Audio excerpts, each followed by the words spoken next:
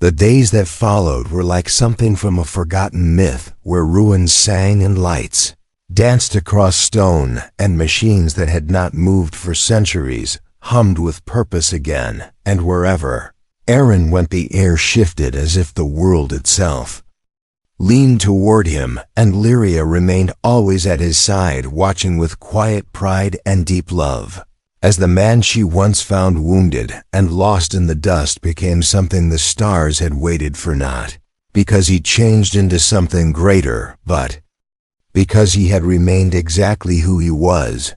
And soon the ruins were no longer ruins, but a place of growing life again. The broken walls grew vines of light, the fountains flowed with water cleaner than any stream on earth, and in the distance beyond the cliffs strange clouds began to form, not of gas or dust, but of shimmering particles and energy shaped like wings. And Aaron asked Lyria what they were, and she said the protectors are returning now that they see the key has chosen a heart. And Aaron didn't understand every meaning, but he trusted her because everything he needed to know he could see in her eyes.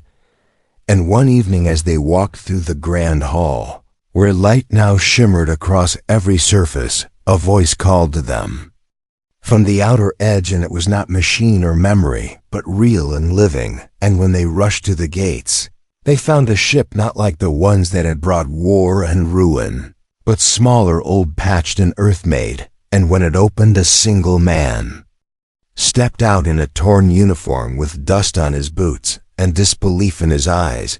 And he looked at Aaron and said, "We got your beacon.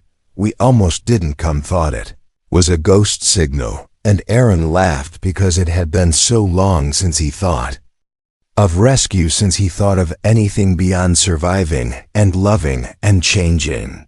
And the man asked, "What is this place?" And Aaron said it was death, but now it's life. And he introduced Lyria, and the man stepped back shocked and said, "She's one of them." And Aaron stepped in front of her, not to shield her, but to stand beside her, and said, "She is my future." And the man didn't argue, just nodded slowly and said, "Command won't understand." And Aaron said they don't have to, and he invited the man inside, showed him the halls and the chambers and the machines that woke only for touch.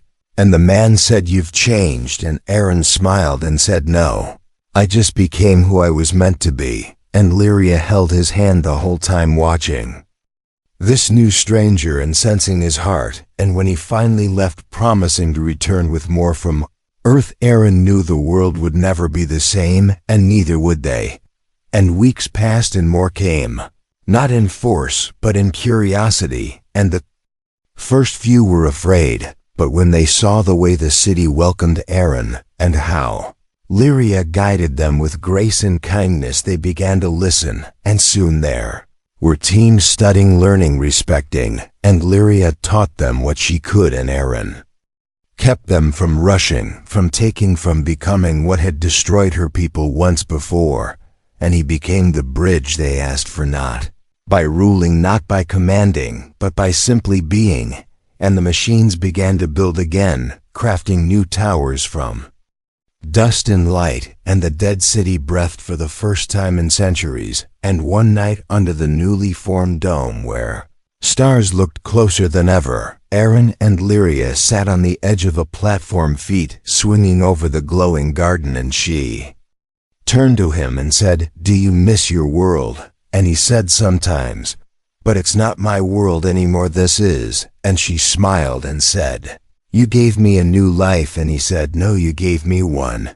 And they kissed softly and held each other in silence. And in her arms he felt no fear, not of war, not of time, not of destiny, because he knew he was exactly where he belonged. And when she whispered, "Promise me we'll never be apart," he said, "I promise." And they sealed that promise, not with machines or light or ancient rituals, but with a touch and a look and a love so fierce it bent fate. And long after, when the stars turned again, and their names became legends carved into the memory of both humans and those who came before, the story of the man who fell from the sky and the woman who waited in ruins would be told not as a tale of power or prophecy, but as the story of a love that chose to build rather than burn, to listen rather than rule, to heal rather than hurt. And though Aaron and Lyria would walk many more paths together across galaxies and years, that night in the Garden of Stars would always be the beginning, the moment she asked why he hadn't taken her, and he answered with the only truth that ever mattered: I was waiting for the right moment, and now that I have it, I will never let it go. The days turned strange after the light came and left, and Aaron began to feel like the air around the ruins was thicker, heavier, like something invisible had begun to wrap itself around him, and Lyria noticed it too, in the way the machines responded more quickly, in the way symbols rearranged when he walked past, in the way the lights followed him like eyes in the dark. And though she tried to smile and keep him calm, he could see the concern behind her eyes. And one morning he woke with a strange ache in his chest, not from sickness, but from something humming beneath his skin. And when he told Lyria, she placed her ear against his heart and closed her eyes and whispered, "They're speaking to you." And Aaron asked who, and she said, "I don't know, but you're not the same anymore." And he wanted to argue, wanted to say he was still the man who fell from the sky, still the human who fixed broken things and didn't believe in chosen ones or prophecy, but he couldn't deny what was happening. His dreams had changed too now, full of flashes of stars and machines and faces that blinked in and out like they were waiting for him to understand something. And one night as he walked the old halls alone, he found a chamber he hadn't seen before. A room with curved walls and a crystal floor that shimmered with light that pulsed in rhythm with his heartbeat. And as he stepped inside, the walls came alive with images and memories, not his own, not Lyria's, but thousands of lifetimes folding over each other. And a voice filled the room and said, "You have been accepted." And Aaron fell to his knees, overwhelmed by the pressure, the heat, the weight of history that suddenly settled on his shoulders. And he tried to stand, but his legs would not move, and his hands burned like fire. And he shouted for Lyria, but his voice echoed alone, and the room began to spin until the images turned into a tunnel of stars, and he felt like he was falling through time itself. And when he opened his eyes again, he was lying on the cold floor with Lyria cradling his head, her face pale with fear and her voice trembling as she whispered, "Don't ever do that again." And he blinked and whispered, "I didn't mean to." And she helped him sit up and asked what happened. And he said, "I saw them all, everyone who came before, everyone they lost, and everyone they chose. And I think they left something inside me." And Lyria sat beside him holding his hand tightly and said, "Then we must be careful, because if you carry them now, they might try to change you." And Aaron said, "I won't let them. I'm still me, I promise." And she leaned her head against his shoulder and whispered, "I don't want a god. I just want you." And he kissed the top of her head and whispered, "I'm still yours, no matter what they do to me." And they sat there in silence as the machines around them hummed softly. And in the days that followed, the ruins continued to change. Old doors opened on their own, old fountains began to flow with clean water, old lights flickered back to life, and it felt like the whole place was waking up because he was there, because she was with him. And one evening, while they sat at the edge of the cliff, watching the stars rise, Lyria turned to him and said, "When I was young, I used to dream of someone who would find me, someone who would see me, and not the crown or the blood or the war. And I think that someone is you." And Aaron didn't know what to say because her words struck something deep inside him, and he pulled her close and whispered, "Then we'll never leave each other." And she nodded and said, "Never." And they sat in the dark long after the stars had risen, talking about nothing and everything. And when they returned to their shelter, he held her like he never wanted to let go, and she clung to him like he was her anchor to a future she never thought she'd have, and that night the dreams returned stronger than ever, and he saw a door made of starlight and fire, and behind it something vast and ancient waited reaching for him, and when he woke, he was shaking, covered in sweat, and Lyria soothed him, whispering words in her old language that wrapped around him like silk, and when he told her what he saw, she said, "The door is real, and if it opens, it will change everything." And Aaron asked, "Should we stop it?" And she said, "No. I think it was always meant to open, but only if you choose to."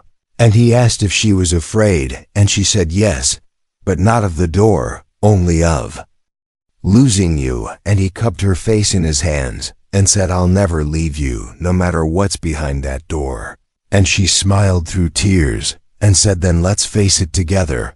And as the sky turned from black to pale blue, and the machines below hummed louder than before, they knew the time was coming, that the moment they had been circling since the day he fell from the sky was finally near, and neither of them were ready, and yet they had each other, and that was enough for now.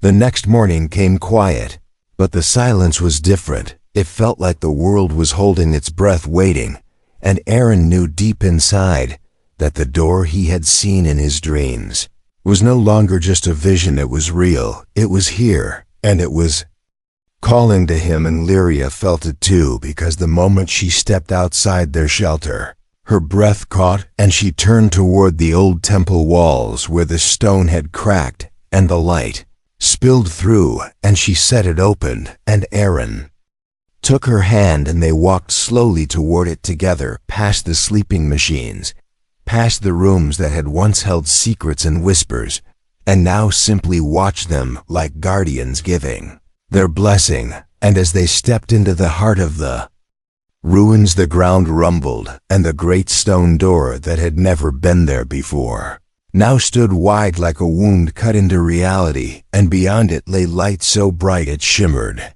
like a mirage, and yet it did not hurt to look at it. It felt warm, familiar, almost like standing in the sun on a cold day. And Aaron felt something in his chest like a thread pulling him forward, and he turned to Lyria and said, "I don't know what's going to happen." And she squeezed his hand and said, "Then let's find out together." And they stepped through the door, and the light swallowed them, and for a moment everything vanished, the stone, the cold, the wind, even each other. And then the light faded, and they stood not in a room, but in a place that did not follow the rules of space or time. The sky above them was full of moving stars and glowing shapes and great beings of thought and memory, and all around them stood echoes of people, not solid, but shimmering like smoke shaped by wind. And Aaron felt them press against his mind, not with force, but with invitation, and they began to speak not in words, but in feelings, memories, visions. And he saw entire galaxies born and broken, civilizations that rose and fell in the span of heartbeats. And he saw that the ones who built the machines had not meant to dominate, they had meant to guide, to protect, to find someone who could hold all this and not be devoured by it. And Aaron saw himself reflected in 1,000 versions, in every future that could be. And he felt them all asking, "Will you carry this?" And he almost said no, because the weight was terrifying. But then he saw Lyria standing beside him, strong and calm, her hand reaching for his. And he remembered every moment they had shared, every laugh, every touch, every night spent whispering into the dark. And he took her hand and said, "I will." And the stars shuddered, and the visions coiled into him like light being poured into a vessel. And Aaron cried out, not from pain, but from the intensity of it. And Lyria caught him and held him and whispered, "You're still you. I see you." And the light softened, and the place began to collapse, not in violence, but like a dream ending with morning light. And the next thing they knew, they were back in the ruins, and the great stone door behind them sealed shut now, smooth and empty, like it had never been there. And Aaron lay on the ground, breathing hard, and the machines all around them sang a song of welcome in soft tones, and Lyria held him whispering, "You did it. You came back to me." And Aaron opened his eyes and smiled and said, "I never left." And she helped him stand, and together they walked through the halls, and every light turned on. As they passed, every wall shimmered, and every piece of the old world seemed to come alive again. And Lyria looked at him and said, "What did they give you?" And Aaron looked down at his hands and said, "Not power, not weapons, just knowledge and a promise." And she asked, "What promise?" And he said that I will never be alone again, and that I will always have the choice to make things better. And as the sun rose over the broken city and touched the statues of long-dead queens and kings, Aaron stood among them, no longer just a man who fell from the sky, but something more, and yet still himself, still human, still hers. And Lyria smiled and kissed him and whispered, "I love you." And he whispered, "I love you too." And the wind around them carried those words into the sky like a blessing, like the beginning of something new. And for the first time since the stars burned their names into fate, they no longer feared what came next, because they would face it together. The next day, everything began to change, and it started with the sound of something distant, a vibration in the ground that woke them before sunrise.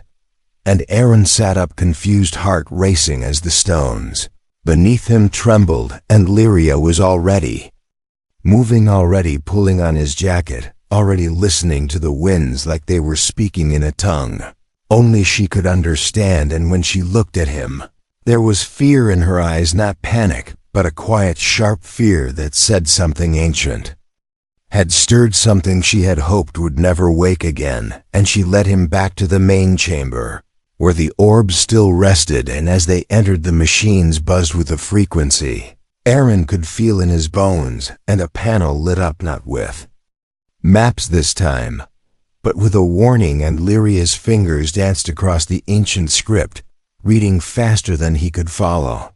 And when she stopped, she turned to him and whispered, "They heard you." And Aaron asked, "Who?" And she said, "The ones who built this, the architects, the ones who left these machines sleeping and programmed them to search for a worthy one." And Aaron felt ice run through his veins, because he had never wanted to be chosen for anything. And now something across the stars, something powerful and forgotten, knew his name. And as the walls trembled again, she grabbed his hand and pulled him toward the outer edge of the ruins, past collapsed towers and fossilized gardens, until they reached a beacon long dead, now glowing again with a sickly red pulse. And she whispered, "This was never ours. This was planted by them to monitor, and if it's alive now, it means something is coming." And Aaron asked who was coming, and she said, "I don't know, but we must be ready." And over the next few days they worked together to prepare, not for battle exactly, but for discovery, for confrontation, because neither of them knew if the ones who were coming were friends or enemies or something worse.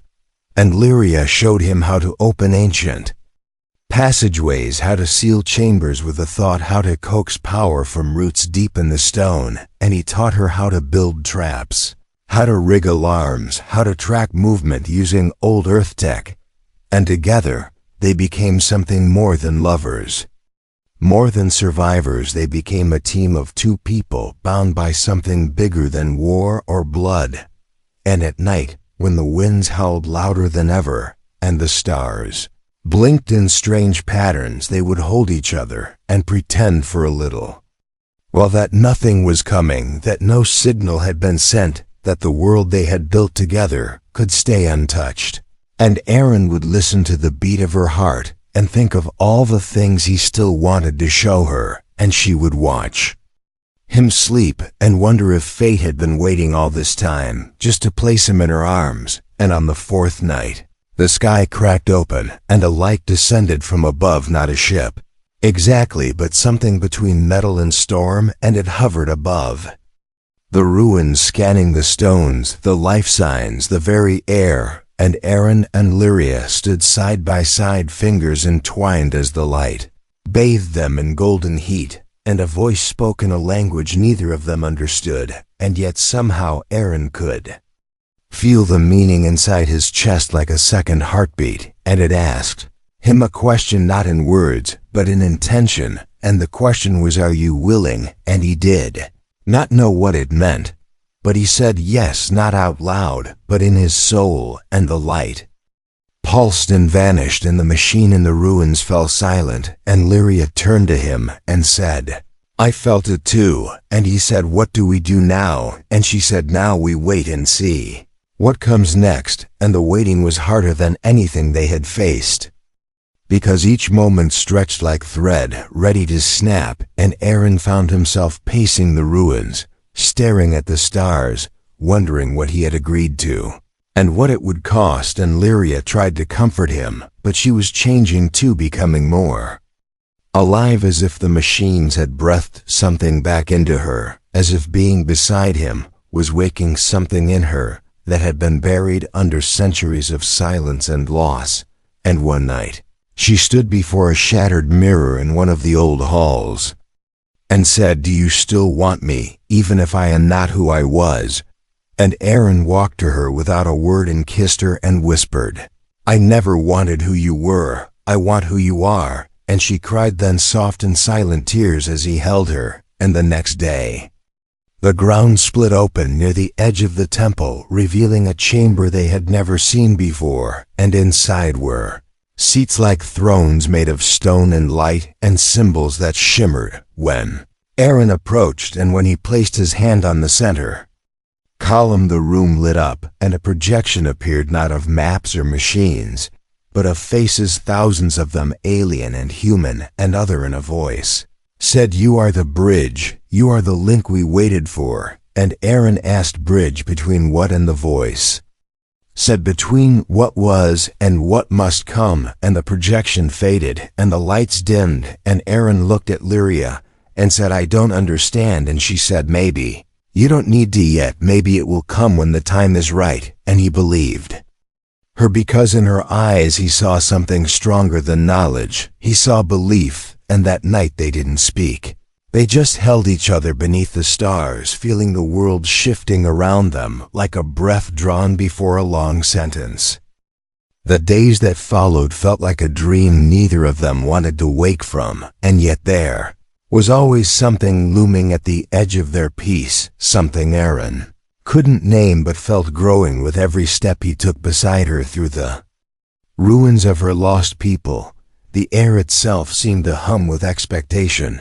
Now the machines that had once been silent stirred when he passed, whispering strange tones and flickers of blue light, and Lyria watched him not with fear but with awe, as if she was watching prophecy unfold in front of her eyes, and she told him that no outsider had ever touched the orb and survived. Not even the soldiers who tried to steal it during the war, not even the traitors of her own blood who thought they could control what they did not understand, and yet he had. And now things were awakening deeper within the world, things that even she did not remember, and the stars themselves had shifted the night after they touched the orb, constellations bending in ways that should not have been possible, and Aaron tried to joke that maybe the galaxy was just trying to impress her, but she only looked at him with those serious eyes and said, no, they are watching you now. And he didn't know who she meant or what he had done, but the look in her eyes made him believe it was true. And every night when they lay together under that same thin blanket wrapped in each other's warmth, he began to feel less like a lost man and more like someone with a place in the universe, not because of the machines or the legacy he was stumbling into, but because of her, because she looked at him like he was enough. And no one had ever looked at him like that before, not his commanding officers, not the people he had once fought for, not even the family he left behind. And he began to tell her more about himself, about the earth he came from, about the oceans he missed, and the sound of rain on rooftops, and she would listen with wide eyes asking questions about the smell of coffee and the taste of strawberries, and whether snow really looked like the soft dust that sometimes drifted across the ruins. and he promised that one day she would see it all, that he would take her to Earth or find the place better than Earth, where her people's name wasn't spoken in fear or pity, where no one looked at her and saw a relic. And sometimes she would cry when he said those things, not because she was sad, but because no one had ever spoken to her like she was worth a future. And he realized she had been surviving all this time, not living, not truly not, until he crashed into her world and brought something she had never dared to believe in again. And one evening, as the sky turned violet and the winds died down, she brought him to a place she said she hadn't visited since the war, a garden carved into the side of the cliffs, full of stone vines and broken fountains, and she knelt by one of the ruined pools and brushed her fingers over the carvings and said this was where the queens of her line used to bless the chosen before coronation. And he asked if she was blessing him, and she smiled and said, "No, I'm remembering what I was meant to be." And he sat beside her and said, "Maybe you still are, maybe you never stopped." And she leaned her head on his shoulder and said, "Maybe with you I can be more." And the wind stirred around them like it approved, and when they kissed it wasn't rushed or desperate, but slow and deep, like roots sinking into forgotten soil. And the pool beside them flickered with light, like it remembered what love looked like. And they didn't speak for a long time, just held each other while stars rose above and machines whispered below, and something ancient watched and waited. And when they returned to the central chamber, the one with the orb and the voice, Aaron noticed something new, a panel glowing faintly that hadn't glowed before. And when he stepped near, it came to life and showed maps of systems he'd never seen before, and recordings of species long extinct. And he turned to Lyria and asked what it meant, and she said, "Maybe it means the vaults are opening for you." And he said, "Why me?" And she touched his cheek and said, "Maybe because you ask and don't demand, maybe because you care, and the machines know that." And that night, as they lay wrapped in silence, she whispered a truth she had never told anyone, not even her own blood. She said, before the war, before the silence, her people had a prophecy that someone would come, not of their world, not of their shape or blood, but with a heart strong enough to be trusted with all they lost. And she never believed in it until the night she watched him hold a flower like it was something fragile and beautiful, and not just data or power. And Aaron said he wasn't a savior. He was just a man who got lost. And she whispered, "Sometimes getting lost is how you're found." And he held her tighter, and for the first time since the crash, since he touched the orb, since the machines woke beneath his feet, he felt like maybe, just maybe, he was exactly where he was meant to be. And the thought scared him, because it meant he had something to lose now, something worth fighting for, something worth protecting, even if the rest of the galaxy tried to take it from him. The morning after was not what he expected, because he thought everything would change.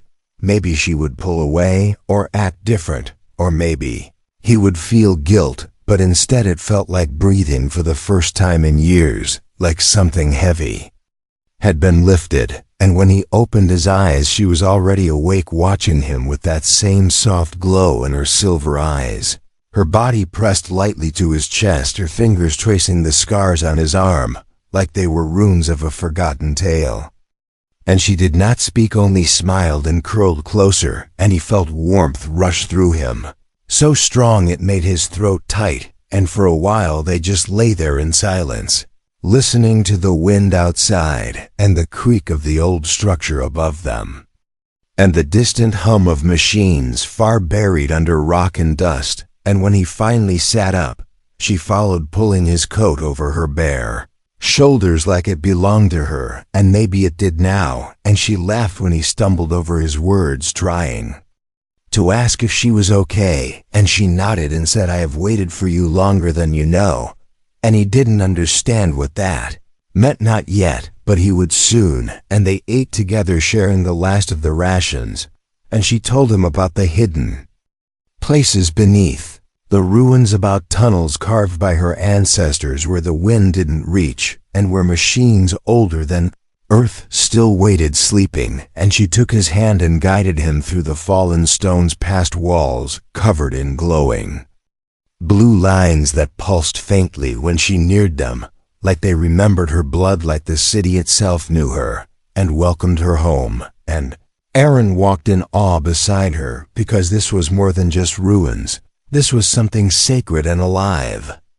And when they reached the heart of it, a chamber of crystalline light, she placed his hand on the panel, and the walls opened with a sigh, and a warmth spread through the air, and she turned to him and said, "Now they will see you too." And before he could ask what she meant, voices echoed around them, not real voices but recordings, memory echoes, flickering images of her people, proud and beautiful and full of life and war and hope and loss.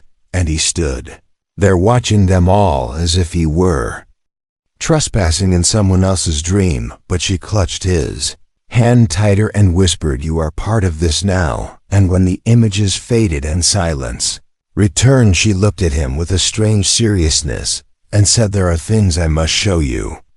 Things only you can see." And he followed her deeper until they found a pod sealed and humming, and she pressed her hand to it, and it opened with a hiss, revealing a glowing orb pulsing with dim energy. And she said, "This is the last key to the vaults of my people, and they will not open to me anymore, because I am no longer whole, not in their eyes.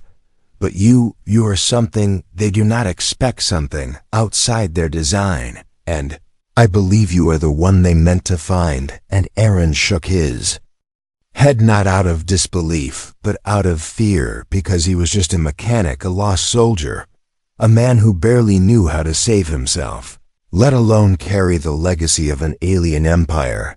But she stepped close, cupped his face in her hands, and said, "You are more than what you were made to be. You are what you choose to become." And he felt her words wrap around his heart like fire and ice, and before he could stop himself, he kissed her, not like before, not with hesitation, but with all the weight of a man who finally believed he had something to fight for. And when the kiss broke, she smiled and said, "Then let us awaken the stars." And together they placed their hands on the orb, and light surged through the chamber, and the floor trembled, and ancient machines stirred from their sleep, and a voice filled the air saying, "Access accepted, human key recognized." And Aaron felt something shift inside him, like knowledge pouring in like echoes of 1,000 years, brushing his mind, and he staggered, and she held him steady and said, "It will pass, you will not carry it alone." And he realized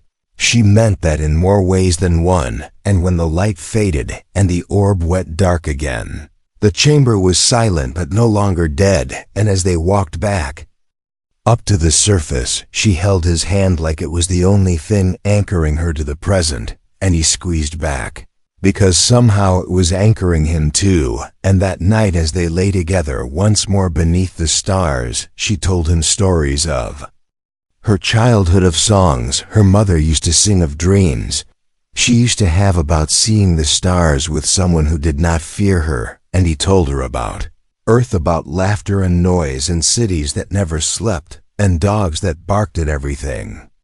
And she laughed until she cried and said, "I want to see it all one day." And he said, "You will. I'll show you everything, I swear." And she nodded and said, "I believe you, because you never made me a promise until now, and I know you mean it." And as sleep took her hand and breath softened, he stared at her for a long time, wondering how something so broken could be so beautiful, wondering how he got so lucky to find her among the ruins, wondering if maybe this was what hope looked like, not something loud or bright, but something quiet that curled against your chest and whispered, "I'm still here." For 30 nights she curled up beside him beneath the same blanket in the cold silence of space, never touching, never demanding, just watching him with those glowing eyes, full of questions she never asked, until tonight, when she rose without a word, let her robe fall to the floor, and whispered the one question he never thought he'd hear from an alien princess who had trusted him with her body, her soul, and her life. Why haven't you taken me yet? She had never seen a human before the day the shuttle crashed on the edge of the abandoned mining world where her people had once ruled, long before the wars turned palaces into ruins and stars into ash, and she had been alone for so long, wandering the shattered temples of her ancestors with nothing but memories in her mind and scars on her skin, until the day he arrived, dragging his broken leg behind him, carrying a makeshift beacon and a datapad full of useless maps. He did not expect to find life in the ruins, let alone a girl with silver eyes and golden hair woven in braids, like fire caught in the wind, and she had not expected the one who crashed from the sky to look like that, either tall, broad, tired, but warm and kind in the way his voice softened when he spoke to her, like she was something more than a ghost trapped in broken stone. And the first night, she watched him from the edge of the crumbling wall, curious, cautious, almost afraid, and he offered her food even though he had barely any, and she refused but returned the next night and the night after, and each time she came closer until one night she curled beside him under the thin survival blanket like it was the most natural thing in the world, and he had stared at the stars above them, pretending he didn't notice the way her arm brushed his, the way her breath trembled, or how her voice caught when she whispered that her name was Lyria, and that she used to be a princess before everything burned. And he told her his name was Aaron, and he had never been royalty, but he knew what it meant to lose everything, and from that moment something grew between them, not fast, not sudden, but slow, like roots under frost, and for 30 nights they shared warmth and silence and strange laughter when she tried to mimic Earth slang, and he struggled to pronounce her people's forgotten tongue, and she never pushed, and he never asked, but something hung in the air between them, heavier with each passing night. And when her fingers brushed his once, he flinched, not from fear, but from something deeper, something he didn't understand. And when she woke screaming from dreams of fire and chains, he held her without asking, and when he coughed blood from the infection growing in his wound, she nursed him with old herbs and ancient songs her mother once sang over healing fires, and they never spoke of what they were becoming, but it filled every moment between them like a storm gathering at the edge of breath. And on the 30th night, as wind howled through broken statues and machines rusted in silence, she stood up while he slept, the moonlight kissing her skin, and she let the robe slide from her shoulders, not out of shame or desperation, but something fierce and proud, like a queen reclaiming her place in the universe. And when he opened his eyes, she did not speak at first, only watched him like she was afraid he'd vanish like smoke if she did. But then she took a breath deep and unshaken, and said in the softest voice that still carried weight through stone and wind, for a month I've slept beside you, and you have not touched me, not even once. Why, Aaron, why do you look at me like I am a flame you want but cannot hold? And he sat up, not knowing how to answer, not knowing what words would not break her heart, because the truth was not that he did not want her, it was that he wanted her too much, and he was afraid that if he crossed that line he would become like the men who took without asking, like the soldiers who left her world in ashes. And she must have seen that in his eyes, because her expression changed, softened like thawed ice, and she came closer, knelt beside him, pressed her hand to his chest where his heart beat like thunder, and whispered, I am not broken, I am not afraid.